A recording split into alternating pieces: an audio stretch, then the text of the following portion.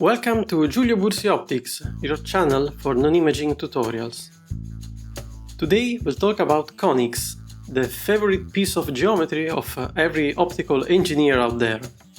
We'll study the surfaces when used as reflectors, as refractors, and then another kind of curve that expands on that same idea. Before we get into the conics themselves, I want to show you the tool I put together in Grasshopper, because everything in this video happens inside it. There are two scripts running, one that draws the curve and one that draws the rays, and I can turn either on or off. Let me switch off the rays for a moment so we can look at the curve on its own. The control that matters the most is the eccentricity, because that single number takes us through the entire family. Anywhere below 1 we are on the ellipse. Exactly at 1 we get the parabola, and above 1 we move into the hyperbola.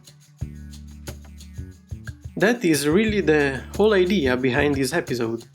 These are not three separate shapes that happen to show up in optics. They are three regions of one continuous family, and we can slide from one to the next without even leaving it.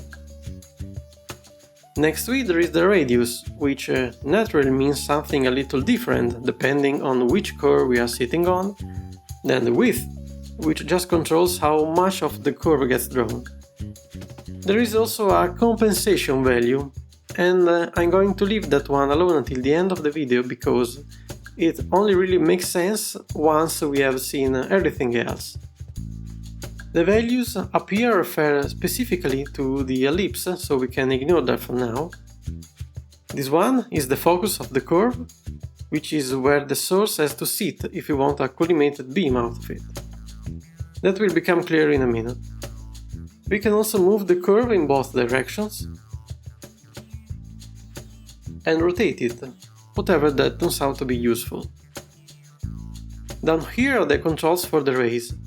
The first one switches the curve between a reflector and a refractor, so we can take the same geometry and treat it either as a mirror or as an interface between two media.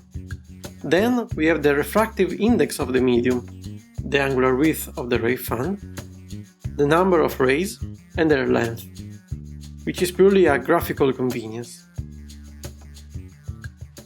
At the bottom there is the position of the source, which is going to matter quite a lot later on, and an option for an extended source that, combined with a fan angle of 0, is how I will be generating a perfectly collimated beam. Let's start with the reflection.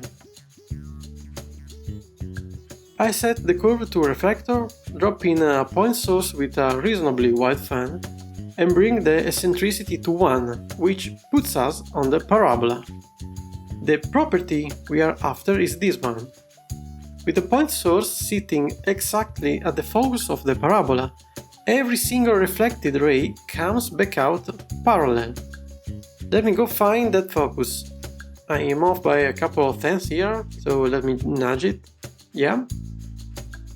The beam has gone from an ordinary diverging fan to a perfectly collimated one, and I can stretch the rays out as far as I like without them ever picking up an angle. The reason this is worth having is that it works just as well in reverse. Read one way, a point source gives us a collimated beam. Read the other way, a collimated beam gives us all of that energy concentrated into a single point, which is what, for example, a satellite dish is doing when it drops the incoming radiation into a receiver sitting at the focus. For those of us working in illumination, putting a lamp at that point gives us a very narrow beam. It will not be perfectly collimated because a real lamp is not a point source, but as just an approximation, it holds up well. Rotating the parabola does not break anything, the beam stays collimated and simply leaves at a different angle, behaving exactly as though the source has been placed somewhere else relative to the axis. And if we turn the whole thing around and treat it as a receiver with a coldly emitted beam coming in, everything lands more or less on the same point. More or less is the real case, while exactly is the ideal one. There is an obvious application hiding in there, and I will leave you to think about it, because we're going to pick it up again in a future video when we get to the CPC. For the second case, I bring the eccentricity down into the ellipse range. That gives us a nice arc of an ellipse. The ellipse has two foci, and that is where its usefulness comes from. Put the point source at one of them, and all of the light gets reflected into the other, regardless of the geometry of the ellipse itself. The only thing that has to be right is the placement of the source, of course. That gives us a way of moving the focus of a beam from one place to another. Here the two foci are sitting close together, but you can imagine the second one being a long way off. And there are plenty of practical situations where that is exactly what you need. That covers reflection, so let's move over to refraction, where the refractive index comes into the picture and, as we will see, ends up being the most important detail of all. I switch the curve to a refractor and move it above the rays. The medium sits on the far side of the surface, so the source is in air, and I am using an index of 1.49, so simulates PMMA. We can stay with the ellipse a little longer because it has a property in refraction that makes it just as interesting as it was in reflection. The one condition is that the light has to arrive collimated, so I use the extender source with a fan angle set to 0, which gives me this parallel bundle of rays hitting the surface and refracting into the medium. Moving the eccentricity concentrates the ray more and more, and at 0.67 that concentration becomes a genuine point, a perfectly collimated beam at a 0 angle going in, a perfect focus coming out. That number is not arbitrary, of course. It comes straight from the refractive index, and specifically it is the ratio between the index outside and inside the medium. Going from air into PMMA, that is 1 over 1.39. which gives 0.67. Changing the size of the ellipse does not spoil it either. If I change the radius, and with it the curvature, the focus moves somewhere else, but it stays a perfect focus for as long as I hold that eccentricity. A collimated beam is not something that you tend to find lying around though. What you normally have is a LID. So let me go back to a point source with a reasonably wide fan, because that is the distribution we actually have to learn to handle. Staying in the circle and the ellipse range, something fairly unpleasant happens. The rays start off being concentrated and the fan holds a reasonably regular shape, but past a certain angle of incidence, they stop being pushed outward and start folding back inward instead. And there is no way of getting them past that angular limit. Where the limit falls depends on the two refractive indices. What the folding produces is a very high intensity peak, and that is what we call acoustic. You will have seen one. The everyday version is in a body of water. Standing at the edge of a swimming pool and looking at the bottom, for example, you get that familiar pattern of bright lines running through darker areas. The surface of the water is acting as a lens. Of course, a not well corrected one, so it throws those intensity maxima down the floor of the pool. And the name comes from Greek for burning, since the intensity at those points gets high enough that with something other than water, in the way you could genuinely burn something.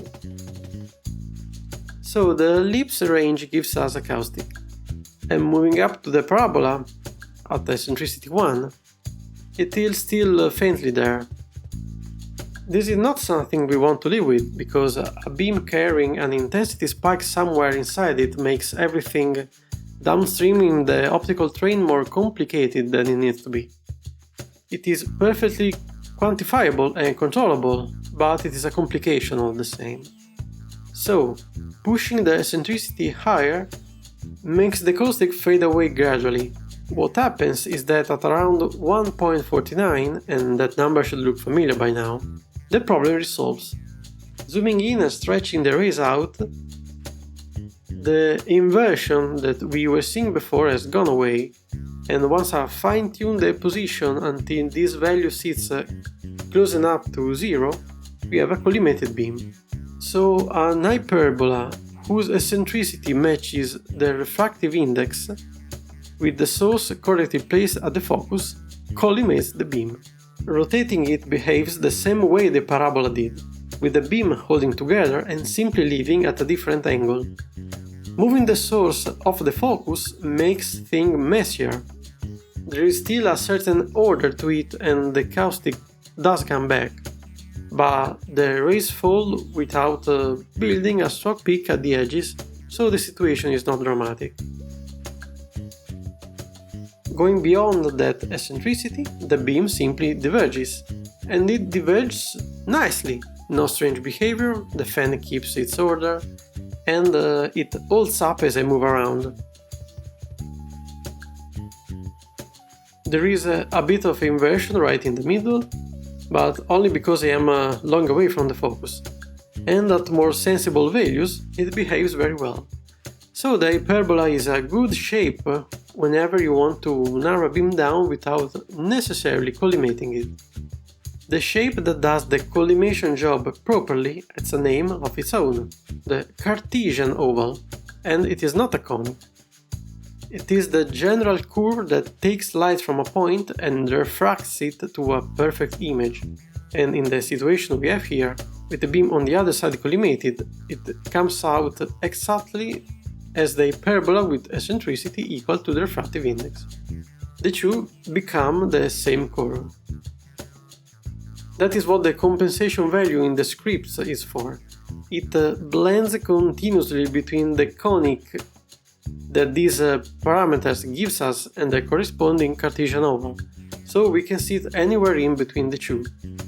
Those intermediate values are worth playing with, because the collimation is not always the goal. If the job calls for a very wide beam, for example, there is not much sense in squeezing everything down only to spread it out again afterwards. And you never quite know what you will be asked to design. Everything up to this point has used either a point source or a perfectly collimated beam, and the collimated beam is really just the zero-angle version of the same idealization. Once the source has a real spatial extent, all of these curves start behaving considerably worse, for a straightforward reason. We only ever calculated the surface for one point, so light arriving at a given point on the surface from several different positions cannot all be refracted correctly, and whatever comes out is just an approximation again. I can simulate that by moving the source around as though every point of the LED were emitting the full fan, which is what a real LED does. Every one of our curves picks up a defect somewhere. A caustic has appeared over on this side, and going to the Cartesian oval, for example, does not clear it. Offsetting the source and tilting the curve on top of that makes it more pronounced still. All of which is to say that designing an optical surface for a real case starting from an extender source is generally difficult, and there is no universal solution waiting for you. It depends every time on what has to be done, where the light has to go and in what way, what optical surface comes after the first one, and what you have at the entrance, whether that is a Fresnel lens with multiple facets, or a single large refractor or something else. That is why lens design leans so heavily on experience, knowing which choice is the right one for each case, or rather which compromise is the right one, and compromise is always the word once extended sources are involved. You start from the conics, take a first approximation, and then optimize from there with attendue and edge rays errors as your guide, and everything else that we covered in the previous videos. So, to conclude, what goes in the toolbox? In reflection, we have the parabola, which turns a point source at the focus into a collimated beam, the ellipse, which carries a focus from one point to another, because it has two of them. In refraction, we have the ellipse again, with an eccentricity of 1 over the refractive index, turning a collimated beam into a perfect focus. And then the Cartesian oval, which here is the hyperbola with eccentricity equal to the refractive index, turning a correctly placed point source into a collimated beam. Thanks for watching. If you want to take this further, whether this is a lesson, a course, or a consulting on a lighting project, the website and email are down in the description. See you in the next one.